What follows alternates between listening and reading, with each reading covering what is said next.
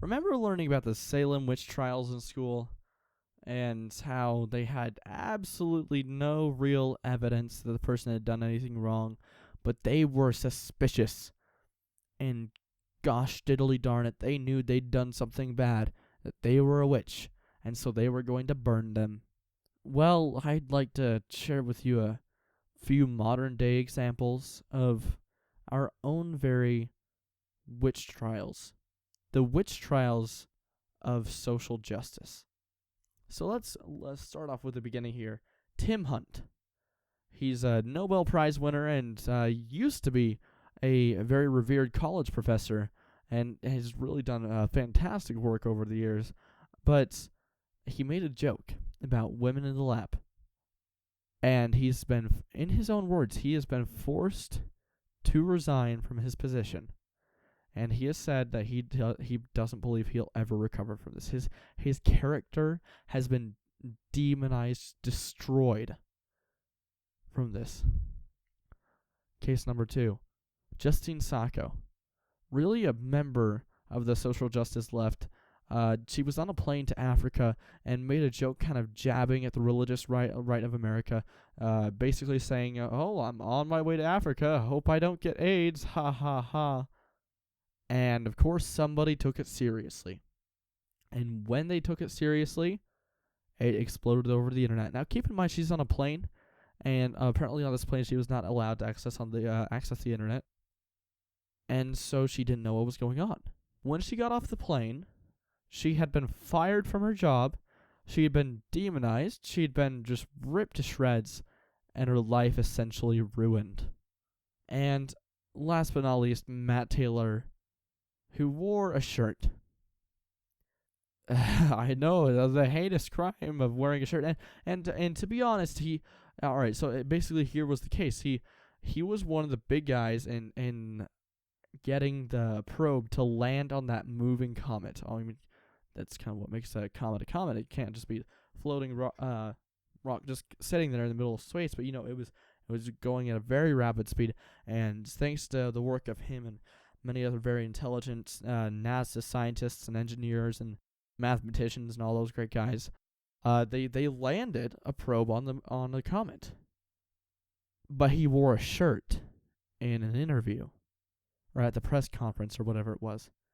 A shirt, frankly, it was a little out of poor taste. It had scantily clad women on it. But oh boy, did the social justice left react. They reacted so harshly that in his public apology, he broke down in tears.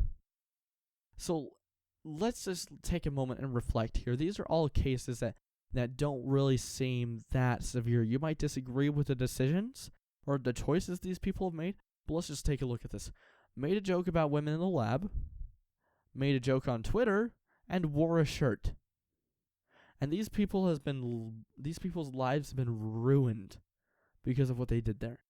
Absolutely ruined. These are the cases, just a few cases of the injustice of modern day social justice witch hunts. That's what they are. So I just want you to ask yourself for a second, really, what is wrong with ourselves? What is wrong with ourselves that whenever, honestly, we all know we make mistakes. None of us are perfect. And yet in this so self-obsessed world, it seems like we're so on the prowl for other people to mess up so we can focus on their mistakes so we can forget our own. What is wrong with us? And it's not just the social justice left. This is Twitter and, the bandwagons of social media. We see something, so we have to share it or retweet it or whatever. And yet we don't just talk to people and interact with people and sit down with them and try to understand their problems, their life.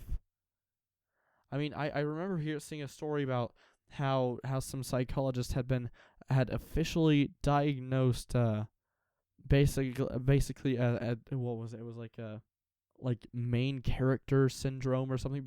Basically the concept was the idea that that you see the world as sort of a movie where you're the main character and everybody else are just extras.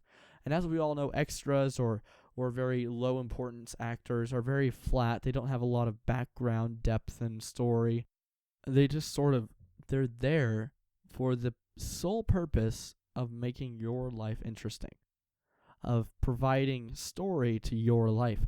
And it was like called protagonist syndrome or something.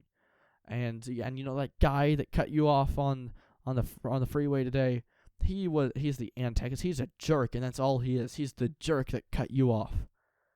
And you don't take a second thought to think, well, maybe he's running late to an important job interview that he's been trying to get for months because he lost his job last year.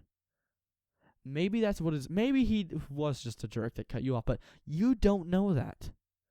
And who knows, by honking at him or something, you made him feel bad about himself, and now he feels like a terrible person just because he's trying to make it to his interview on time. The interview that he needs to feed his kids.